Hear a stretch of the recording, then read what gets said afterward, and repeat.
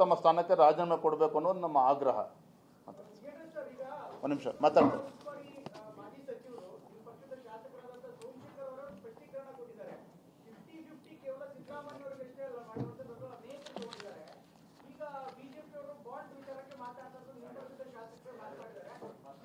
ಒಂದು ನಿಮಿಷ ಕಾರಜೋಳ ಸಾಹೇಬ್ರು ಮಾತಾಡ್ತಾರೆ, ಅದನ್ನ ಬರ್ತೇನಪ್ಪ. ಕಾರಜೋಳ ಕೇಳ್ರಂತ ಮೂಢ ಹಗರಣವನ್ನ ಕೈಗೆತ್ತಿಕೊಂಡು ನಮ್ಮ ರಾಜ್ಯಾಧ್ಯಕ್ಷರಾಗಿರ್ತಕ್ಕಂಥ ವಿಜೇಂದ್ರ ಅವರ ನೇತೃತ್ವದಲ್ಲಿ ಬೆಂಗಳೂರಿನಿಂದ ಮೈಸೂರಿಗೆ ಹೋದಂತ ಪಾದಯಾತ್ರೆಗೆ ಸಿಕ್ಕಂತ ಮೊದಲು ಜಯ. ಒಂದು, ಸಿದ್ದರಾಮಯ್ಯನವರು 40 ವರ್ಷದ ರಾಜಕಾರಣದಲ್ಲಿ ನಾನೊಬ್ಬ ಪ್ರಾಮಾಣಿಕ, ನನಗೆ ಯಾವುದೇ ಕಪ್ಪು ಚುಕ್ಕೆ ಇಲ್ಲ ಅಂತ ಹೇಳ್ತಿದ್ರು. ಅವರಷ್ಟಕ್ಕೆ ಅವರೇ ಬಡಾಯಿ ಕೊಚ್ಕೊಳ್ತಿದ್ರು. ನಾನು ಪಾರದರ್ಶಕವಾದಂಥ ಆಡಳಿತವನ್ನು ಮಾಡಿದ್ದೇನೆ. ಪಾರದರ್ಶಕಕ್ಕಿಂತಲೂ ಪ್ರಾಮಾಣಿಕತೆ ಬಹಳ ಮುಖ್ಯ. ಪ್ರಾಮಾಣಿಕ ಆಡಳಿತ ಮಾಡುವುದರಲ್ಲಿ ಸಿದ್ದರಾಮಯ್ಯನವರು ಸಂಪೂರ್ಣವಾಗಿ ವಿಫಲರಾಗಿದ್ದಾರೆ. ಅಷ್ಟೇ ಅಲ್ಲ, 120 ವರ್ಷ ಹಳೇದಾಗಿರ್ತಕ್ಕಂಥ ಕಾಂಗ್ರೆಸ್ ಪಾರ್ಟಿಯ ಮಾನ ಮರ್ಯಾದೆ ಹಾದಿ ಬೀದಿನಲ್ಲಿ ಹರಾಜಾಗ್ತಾ ಇದೆ. ಅದಕ್ಕೆ ಕಾರಣ ಸಿದ್ದರಾಮಯ್ಯನವರು. ಸಿದ್ದರಾಮಯ್ಯನವರು ಪ್ರಾಮಾಣಿಕರಾಗಿದ್ದರೆ ಆರೋಪ ಬಂದ ತಕ್ಷಣ ರಾಜೀನಾಮೆ ಕೊಟ್ಟು ನಿಷ್ಪಕ್ಷಪಾತವಾದಂಥ ತನಿಖೆಗೆ ಅವಕಾಶ ಮಾಡಿಕೊಡ್ಬೇಕಾಗಿತ್ತು. ಆದರೆ ಅವರು ಅಧಿಕಾರಕ್ಕೆ ಅಂಟಿಕೊಂಡು ಅಧಿಕಾರಕ್ಕೆ ಜೋತು ಬಿದ್ದು ಬಂಡತನವನ್ನು ಪ್ರದರ್ಶನ ಮಾಡಿದರು.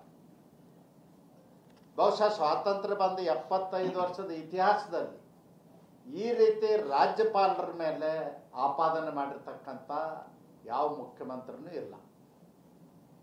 ರಾಜ್ಯಪಾಲರು ಸಂವಿಧಾನಾತ್ಮಕ ಹುದ್ದೆಯಲ್ಲಿರ್ತಕ್ಕಂಥವ್ರು,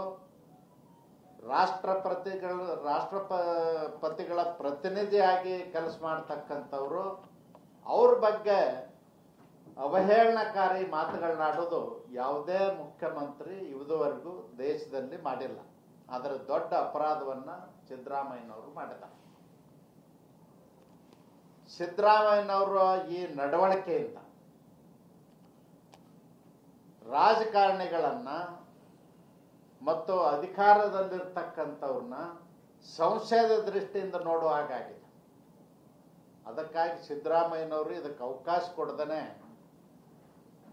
ನೇರವಾಗಿ ರಾಜೀನಾಮೆ ಕೊಟ್ಟಿದ್ರೆ, ಅಥವಾ ಮೊದಲನೇ 14 ಸೈಟ್ಗಳನ್ನು ವಾಪಸ್ ಕೊಟ್ಟು ಕ್ಷಮೆ ಕೇಳಿದ್ರೆ ಇಷ್ಟೊಂದು ರಂಪಾಟ ಇಡೀ ದೇಶದ ಉದ್ದಗಲಕ್ಕೂ ಆಗ್ತಿರ್ಲಿಲ್ಲ. ಕಾಂಗ್ರೆಸ್ ಮಾನ ಹರಾಜ್ ಆಗ್ತಿರ್ಲಿಲ್ಲ. ಕಾಂಗ್ರೆಸ್ ಮಾನ ಹರಾಜ್ ಆದ್ಮೇಲೆ ಎಚ್ಚೆತ್ಕೊಂಡು AICC ಅಧ್ಯಕ್ಷರಾದ ಮಲ್ಲಿಕಾರ್ಜುನ ಖರ್ಗೆ ಸೂಕ್ಷ್ಮವಾಗಿ ಈಗಾಗಲೇ ಸಂದೇಶವನ್ನು ಕೊಟ್ಟಿದ್ದಾರೆ. ಇವತ್ತು ಸಿದ್ದರಾಮಯ್ಯ ಇರ್ತಾರೆ, ನಾಳೆ ಇರೋದಿಲ್ಲ, ಅದರ ಪಕ್ಷ ಮುಖ್ಯ ಅಂತಕ್ಕಂಥ ಸಂದೇಶವನ್ನು ಕೊಟ್ಟಿದ್ದಾರೆ. ಇವತ್ತು ಕೂಡ ಸಿದ್ದರಾಮಯ್ಯನವರು ಸಮಯ ತೆಗೆದುಕೊಳ್ಳದೇನೆ ರಾಜೀನಾಮೆ ಕೊಟ್ಟರೆ ಅವ್ರಿಗೆ ಸ್ವಲ್ಪ ಆದ್ರೂ ಕಾನೂನಿನ ಬಗ್ಗೆ ಗೌರವ ಇದೆ ಅಂತ ನಾವು ಅರ್ಥ ಮಾಡ್ಕೊಳ್ಬೋದು.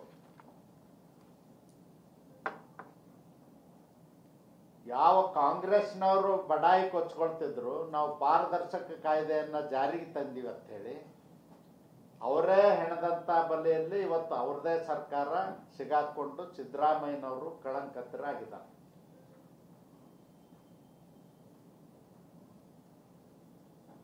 RTI ಕಾರ್ಯಕರ್ತರು ಇಡೀ ರಾಜ್ಯದಲ್ಲಿ ಹೋರಾಟವನ್ನು ಮಾಡಿ ಹಗರಣಗಳನ್ನ ಬಯಲಿಗೆ ತಂದಂಥವ್ರು ಇವತ್ತು ಜಯಶಾಲಿ ಆಗಿದ್ದಾರೆ.